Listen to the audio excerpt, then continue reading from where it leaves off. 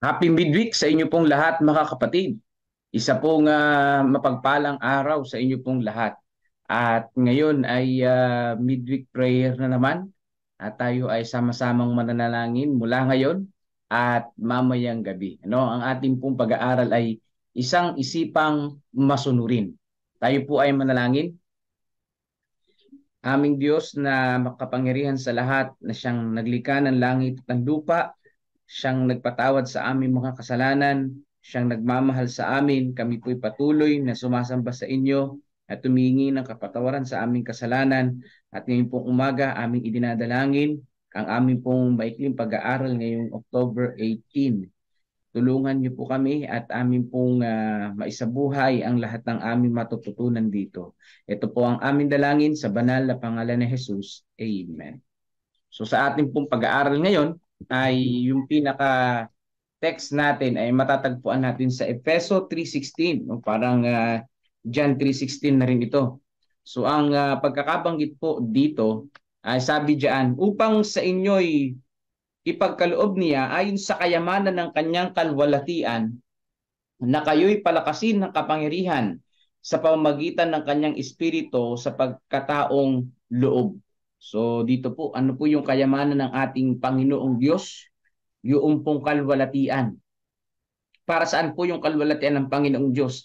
Para tayo ay palakasin sa pamamagitan ng kanyang banal na espiritu. So napakayaman ng ating Panginoon sa katwiran, sapagkat ang ating katwiran ay isang basahang marumi at ito po ay hindi kaaya-aya sa Panginoon. Pero yung katwiran ng ating Panginoong Hesus, na kung tinanggap natin siya bilang tagapagligtas ng ating buhay, ibinibihis po sa atin at tayo ay nagiging matuwid sa pamamagitan po ng katwiran ng ating pong Panginoong Hesus. So dapat ang ating pong mga isipan ay nagiging masunurin. Dahil nga tayo ay nasa ilalim ng biyaya ng Panginoon, dapat yung ating isipan ay nakafocus kay Jesus. At kung nakafocus kay Jesus, ay masunurin sa ating pong Panginoong Hesus ang bawat isa sa atin. Sabi dito, umuunlad ang ebanghelyo ni Kristo sa bawat taong kinatawan na nakatalaga sa paglilingkod sa Panginoon. Inaangkin ng banal na espiritu ang lahat ng may handang isipan, hindi upang gumawa ng tao sa banal na espiritu, kundi upang makagawa ang banal na espiritu ng himala nito sa pamamagitan ng biyaya na ibinuhos sa tao. So dito po mga kapatid ko, no, ang ating pong Panginoong Diyos nagpapatunay na hindi niya tayo pinabayaan. Sa paglilingkod sa Kanya, hindi tayo pinabayaan ng Panginoon. Sa pangangaral ng mabuting balita, hindi tayo pinabayaan ng ating Panginoon. Si Jesus Christ ay naglilingkod pa rin sa atin ngayon, ang ating Panginoong Diyos, sa pamamagitan ng banal na Espiritu, ang third person of the Godhead, no? Na talagang ang ating Panginoon, kumbaga sa ano inaalalayan tayo mga kapatid. Pagsabi pa dito, ang kabutihan ng Diyos ay nagiging isang kumikilos na kapangyarihan sa pamamagitan ng buhay na hindi pa bago-bago, sa pamamagitan ng maalab na pag-ibig para kay Kristo, para kay Jesus, at sa pamamagitan ng kasigasigang may makalangit na inspirasyon. So ang ating pong Panginoong Diyos, ano? At dito binabanggit mga kapatid na ang kapangyarihan ng ating Panginoon ay kumikilos sa bawat isa sa atin. No? Ang banal na espiritu, ang kapangyarihan ng banal na espiritu, ulitin natin mga kapatid, ay gumagabay sa atin. Hindi mismo yung banal na espiritu yung power, katulad ng paniniwala ng iba, kundi siya ay isang persona at ang banal na espiritu may kapangyarihan para paunlarin ang ating espiritual na buhay. Kung ang ating mga isipan lamang ay nakatuon kay Jesus, na nagiging masunurin tayo sa Kanya. Sabi pa dito, mga kapatid, yung mga kasama si Jesus ay makikibahagi sa Kanyang nakakatunaw na pag-ibig at naghahayag ng Kanyang nag-uumhapaw na simpatya para sa mga kaluluwang nagbibigay daan sa mga panlilinlang na mga tukso ni Satanas. So sabi dito mga kapatid, ano, pagka nakikisimpatya tayo at nalilinlang ng kaaway, yung pag-ibig ng Panginoon natutunaw. Natutunaw at sabi dito, nawawalang, ano ibig sabihin ng natutunaw yung pag-ibig ng Panginoon? Ibig sabihin mga kapatid, nawawalang saysay yung pag-ibig ng Panginoon sa atin kung tayo ay nagpapaninlang sa mga tukso ng kaaway. So kinakailangan dapat on guard tayo palagi sa ating pong buhay. Seryoso dapat tayo sa spiritual na buhay, mga kapatid, no? On guard tayo. Alam nyo kung kailan umaatake ang kaaway sa panahon na tayo ay masaya sa sanlibutan na ito. Sa panahon na tayo ay parang payapa ang buhay at walang problema, diyan sasalakay ang kaaway. Kasi kapag tayo may problema, on guard tayo. Lagi tayo nananahan kapag tayo may problema, di ba? Pero kung wala tayong problema at ay hahayang buhay, diyan yung panahon na atake ang kaaway. Kaya be on guard mga kapatid sa ating pong pananampalataya. No? Sa sermon, during divine service, tayo ay nakaguard kasi nakikinig tayo ng salita ng Diyos. Pero after the divine service, after ng second service, after ng sermon na tayo magpapatlak na, minsan dyan pa nagkakatisuran dahil sa ulam, sa pagkain. So, may sinaway na, bakit ang dami mong kinuha? So, doon pa natiso sa patlak, yung panahon na masaya na. Yung panahon na nag-get together na doon umaatake ang kaaway na sa pag-uusap ninyo sa potluck, no, na pag-uusapan yung ibang mga tao, sinisiraan ng ibang mga tao sa inyo sa pag-uusap sa potluck, yung mga kapatid na nag-uusap, pinag-uusapan yung ibang mga tao na sisira yung kanyang karakter. So dito po mga kapatid ko, talagang dapat nakagard tayo palagi. Sabi dito, magpaplano at mag-aaral at magsasanay sila ng kahusayang pakikitungo. Nang sa gayon, sila ay magtagumpay sa paghahayag ng hindi makasariling pag-ibig ni Kristo upang ang makasalanan at hindi nagsisisi mga puso ay mahikayat tungo sa katapatan kay Jesus na nag-alay ng kanyang buhay para sa kanila. Sino po ang nag-alay ng buhay para sa atin? Si Jesus Christ. Ano ang dapat nating gawin para mapahalagahan po natin at masunod natin, mapahalagahan natin yung pagkamatay ng ating pong Panginoon? Ang kailangan ay magplano, mag-aral at magsanay ng mahusay sa pagkilala sa ating pong Panginoong Diyos. Yan. At kung nagsasanay tayo, doon ay makikita po natin na hindi tayo dapat na maging makasarili at tayo dapat laging nagsisisi sa ating pong mga puso na tayo ay makasalanan. So everyday yan mga kapatid. Dahil everyday naman tayong buhay. Kung patay ka na bukas, huwag ka na magsisi. Dahil patay ka na eh. Habang buhay mga kapatid, nandoon yung pagmamahal at pagsisisi natin sa Panginoon. Habang buhay tayo, nandoon yung isipang masunurin. Habang buhay tayo mga kapatid, nandoon ang buhay Kristiyano na ayon sa kalooban ng ating pong Panginoong Jesus. Sabi dito, huwag sayangin ang oras. Ipagtapat si Kristo nang walang pagkaantala. Ang banal na espiritu, ang mang-aaliw, ang espiritu ng katotohanan, ang siyang nagpapatotoo kay Kristo. Sinasabi ni Jesus, ngunit tatanggap kayo ng kapangyarihang pagbaba sa inyo ng Espiritu Santo at kayo magiging mga saksi ko sa Jerusalem, sa buong Judea at Samaria hanggang sa kaduluduluhang bahagi ng lupa. So ano daw po ang banal na espiritu? Nagpapatotoo kay Kristo, ang banal na espiritu na siyang mang-aaliw. Sabi dito. So yung mang-aaliw, ibig sabihin katangian niya ng isang persona at hindi po ng power mga kapatid. No? So dito po mga kapatid, bakit hindi kailangan sayangin ng oras? Dahil ito'y gagamitin sa gawain ng ating Panginoong Diyos. Yung mga panahon na tayo nagre-relax at nagre-rest, ay kasama pa rin yan sa gawain ng ating Panginoon dahil ang katawan naman hindi dapat lagi naglalakad o pumupunta sa ibang lugar para mangaral. Kailangan din niya ng rest. Katulad ng ating Panginoon na nagkatawang tao, siya ay nagpahinga din dahil hindi lagi dapat naglalakad. Nagpapahinga din at nire-reserve ang energy para sa gawain ng ating pong Panginoong Diyos. At syempre ang ating isipan nakatuon doon at meron tayong panahon na malaki para sa gawain ng ating Panginoong Diyos na ito ay nagpapatotoo kay Jesus. So yung paggabay ng banal na espiritu sa atin na tayo ay maging saksi.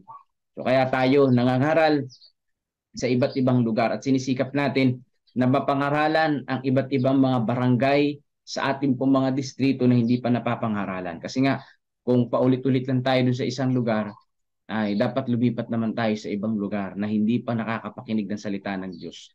Yung malalakas nating speaker, ayan, itutok sa mga kabahayan para lang sa ganun, hindi man sila pumunta, hindi man sila lumabas, ay marinig nila ang salita ng ating pong Panginoong Diyos. Sabi dito, isang kakilakilabot na bagay ang pigatiin ang banal na espiritu na gagawing kang saksi ni Kristo. Hindi mo alam kung kailan mo maaring pigatiin ang espiritu sa huling pagkakataon. Bakit kakilakilabot na mapigati ang banal na espiritu? Sapagkat pag iniwanan kanyan, magiging matigas ang puso natin parang si Parao. So kailangan wag nating pigatiin ng banal na espiritu. Tanggapin natin ang paggabay ng banal na espiritu. Lagi tayong magsisi sa ating mga kasalanan at manampalataya at tumugol sa panawagan ng ating Panginoong Diyos. Kasi nga, sa panawagan ng ating Panginoon, ito yung promise na kasama natin sa siya ang ating Panginoong Diyos. Di ba nangako siya yung muling babalik na mukhaan, mga kapatid, na makikita natin sa alapaap. Yun yung pangako niya. Pero dito, isang napakagandang pangako na kung tayo yung makakaral, siya ay kasama natin palagi. Ba maganda, no? Kaya may tanong yung iba bakit darating pa si Jesus? Kasama naman na natin siya sa pangangaral. Kailangan dumating si Jesus ng ikalawa.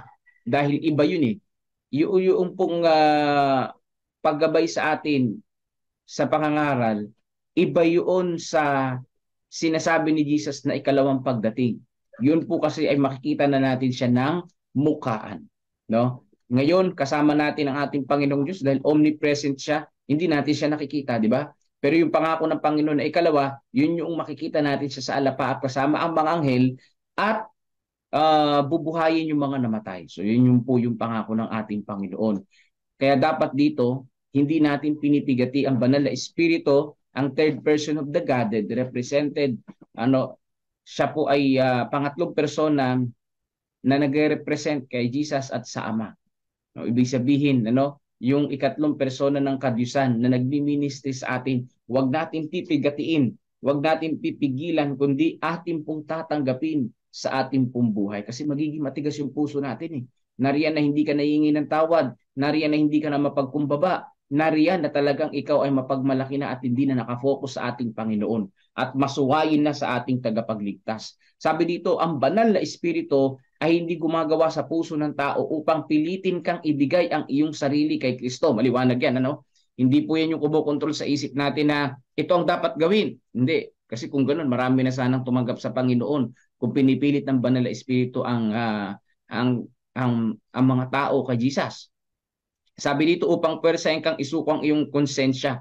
Ngunit nililiwanagan ng espiritu ang mga silid ng isipan upang humatol sa kasalanan at upang hikayatin ka sa katwiran. So ano po ang gawain ng banal na espiritu? Hindi para pilitin tayo, kundi bigyan tayo ng kaliwanagan, kaunawaan na yung pong kasalanan ay hindi dapat nating gawin, kundi ang ating gawin ay yung katwiran ng ating Panginoon. Hikayatin tayo sa katwiran ng ating Panginoong Diyos at lisanin ng pagkakasala. So yan ang ginagawa ng banal na espiritu ngayon. Ang tawag po dyan ay sanctification. Kasi yung justification, wala tayong ginawa doon. Si Jesus Christ ang nagligtas sa atin.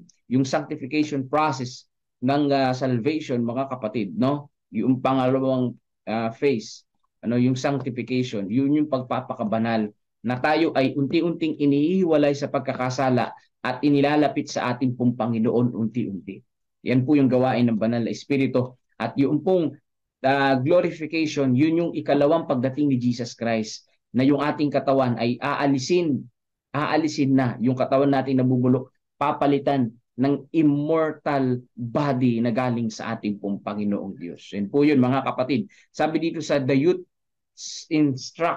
Instructor, August 1, 1895, kung hindi mo ipagtatapat si Kristo ngayon, darating ang panahon na puno ng pagkadama ng mga dakilang bagay na nawala sa iyo. Gagawa ka ng pagtatapat, ngunit bakit hindi pa ipagtapat si Kristo ngayon habang inaanyayahan ka ng tinig ng awa?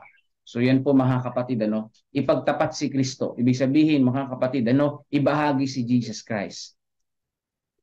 humingi ng tawad sa ating Panginoon. Kung magpapasya ka bukas sa isang taon para sa paglilingkod sa Panginoon, bakit hindi ngayon? Ngayon na mismo. Huwag mo nang sabihin na, ay Panginoon, at saka na ako magtatapat sa iyo, saka na ako maglilingkod sa iyo kapag may yumaman na ako, kapag graduate na yung mga anak ko, kapag ako'y nagkatrabaho na. Hindi po ganun mga kapatid. Dapat ngayon ang sabi. Ngayon dapat. Kung gusto po natin ang ating isipan ay maging masunuri, nakafocus kay Jesus, hindi po bukas, hindi sa isang taon, kundi ngayon po.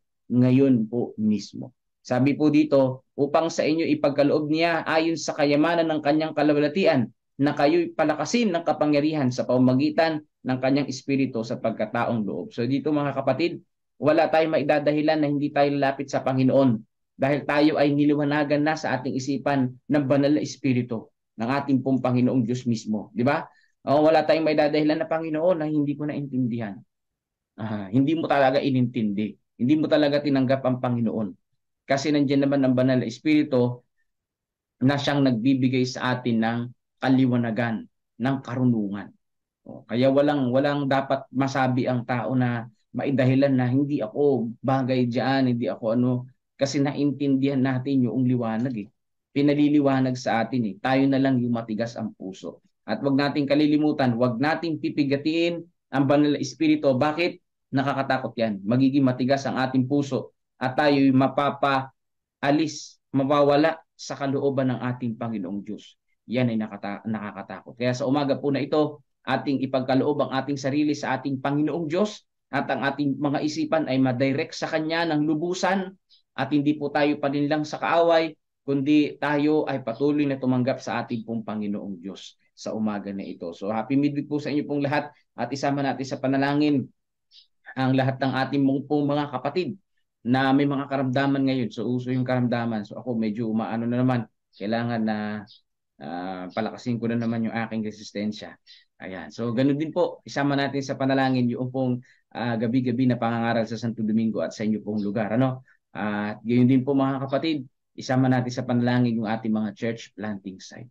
So salamat po sa inyong pakikinig. Inyo pong mga prayer requests ay isasama natin sa panalangin ulit yan. Pangunahan tayo ni Brother Melvin sa isang awitin na ito, papuri sa ating pong Panginoong Diyos. Amang banal na makapangyarihan sa lahat, lubos po kami nagpapasalamat sa umaga nito na kami ay binigyan niya ng panibagong buhay, panibagong kalakasan at panibagong pag-asa na nagmumula po sa inyo. Salamat sa patuloy na paghahanda sa aming mga isipan at mga puso na kami ay handa para tumanggap ng Holy Spirit.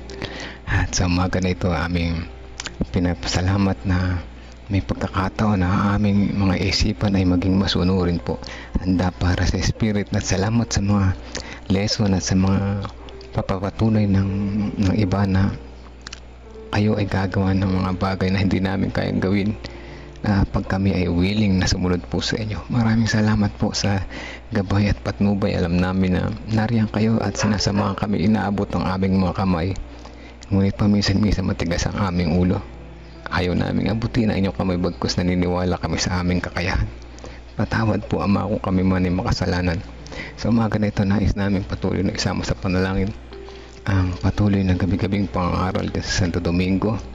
Ang mga kapatiran na sumusuporta po rito ay inyo pong samahan sa araw-araw, bigyan ng kalusugan, kalakasan, lalong-lalo na higit si Pastor na bumabiyahe ng malayo balikan.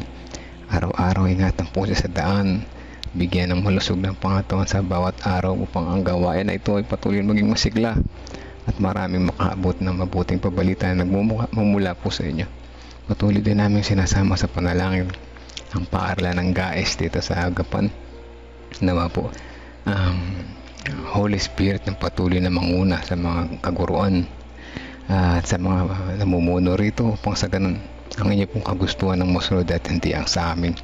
Patuloy naming sinasama sa panalangin ang mga kapatiran na may karamdaman, sina Sister Yolanda de la Cruz na nagpapagaling at may sakit. Siya po ay patuloy na may nilalapit sa inyo na hipuin po siya na inyong mapagpagaling na kamay upang sa ganun maranasan niya ang inyong pangako at maipamalita niya ang iyong pagmamahal sa iba. Magliwanag siya sa kanyang nasasakupan. Kasama din namin si Sister Jody na patuloy na kalakasan ng igawad po sa kanya. At kaya ni Sister Erica Natividad, na nagdadalang tao siya pong sa mga panahon na ito ay ingatan ng kanyang pagbubuntis hanggang sa ay makapagsilang ng malasog na sanggol. Kasama din namin sa panalangin si Edmar Candelaria, kasama na rin si Melda Garcia, at si Sister April, Sister Bisel, si Raspe, si Sister Amy Kilantang, Janet de la Cruz, si Marilita, si Dayan, si Kuya Bobby ang kanyang kalakasan, at kasama na rin si Ate Lorna sa kanya araw-araw na pumumuhay at paghahanap buhay. Sister Kisses, kasama din namin sa panalangin si Ate Gigi Concepcion, Gregorio Santin, si Tatay Pentong, si Kuya Mike, Pablo, si Pichi. Patuloy na kalakasan po igawad sa kanya at patuloy na pagtitiwala po sa inyo ang kanyang maibahagi at maranasan. Kasama din namin sa ang ilang member ng family ni Sister Rose Chris Encarnado, si Ating Sevilla Erelia Bourbon, Renato Santos, Romney Francisco, Olivia and Rebecca Francisco, Jennifer Pascua, Precious Cabasog, Princess Jurquina, si RC, kasama na rin Sister Nena, Tia Aning, Tia Aurora, si Corazon Mina, si Ate Sally Sanchez, si Sister Yolanda de la Cruz, Janet Ontivero, Gina de Guzman, Arturo Toque at Erlinda Duque. Ang lahat ng mga kapatiran po nito nagpapagaling, nagpapalakas, nasa banig ng karamdaman. Tubos kami nagtitiwala po sa inyo. Alam namin na nasa inyo ang tunay na kagalingan. Kayo ang dakilang doktor at ang aming panalangin ay ang pinakamabisang gamot. At patawad po kami manin ng kasalanan. In Jesus' name we pray. Amen. Amen.